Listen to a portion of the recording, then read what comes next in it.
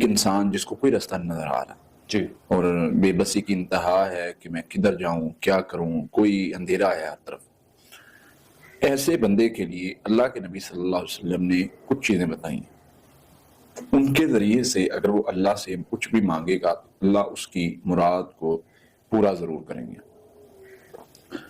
سب سے پہلے تو اس میں بھی ایک کرائٹیریا ہے کہ بے بس انسان واقعتاً بے بس ہے، پریشان ہے، تکلیف میں ہے، اس کی دعا نہیں قبول ہو رہی، وہ جو مانگ رہا ہے اس کو مل نہیں رہا جو وہ چاہ رہا ہے۔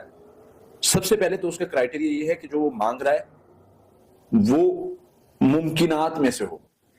اچھا، اب ایک بندہ اٹھے گاؤں کا اور روزانہ ساری رات قیام کرے اور تہجد پڑھے اور کہے کہ اللہ میں نے جو ہے وہ امریکہ کا صدر لگنا ہے، ٹھیک ہے، تو اللہ نے جو چیزیں ایک دائرے میں رکھی ہیں نا اس میں سے اس دائرے میں رہ کے، کیونکہ ایک حدیث بھی میں نے پڑھی تھی، غالباً مجھے اس کا مفہوم یاد ہے کہ انسان قیامت کے نزدیک نا لوگ دعاؤں میں بہت زیادہ مبالغہ کریں گے جس کی وجہ سے ان کی دعائیں قبول ہوں گی۔ مبالغہ یعنی بڑھ جائیں گے آگے۔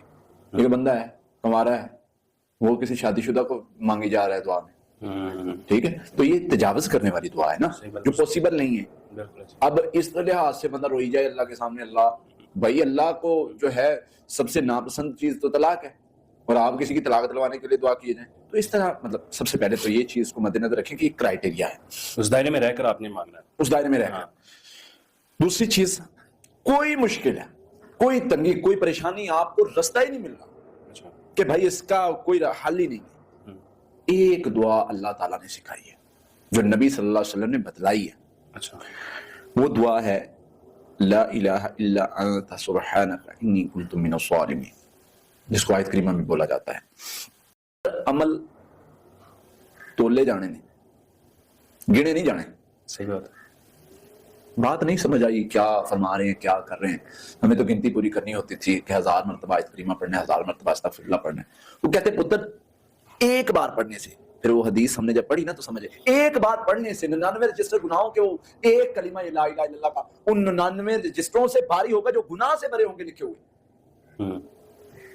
ادھر 1000 بار پڑھنے والے کا بھی پلڑا نہیں بھاری ہو رہا، وجہ کیا ہے؟ بندہ ان کلمات سے مانگتا ہے۔ اللہ کے نبی صلی اللہ علیہ وسلم کی حدیث ہے، فرمایا ان کلمات کو پڑھنے کے بعد اللہ سے بندہ کچھ بھی مانگے اللہ اس کی دعا کو رد نہیں کرتا۔ اپنی ندامت جو ہے نا انسان کی، اللہ کو یہ پسند ہے بس۔ آخر میں آپ لوگوں سے گزارش ہے کہ اگر آپ کو ہماری یہ کوشش پسند آئی ہو تو اسے زیادہ سے زیادہ صدقہ جاریہ کے طور پر شیئر کریں۔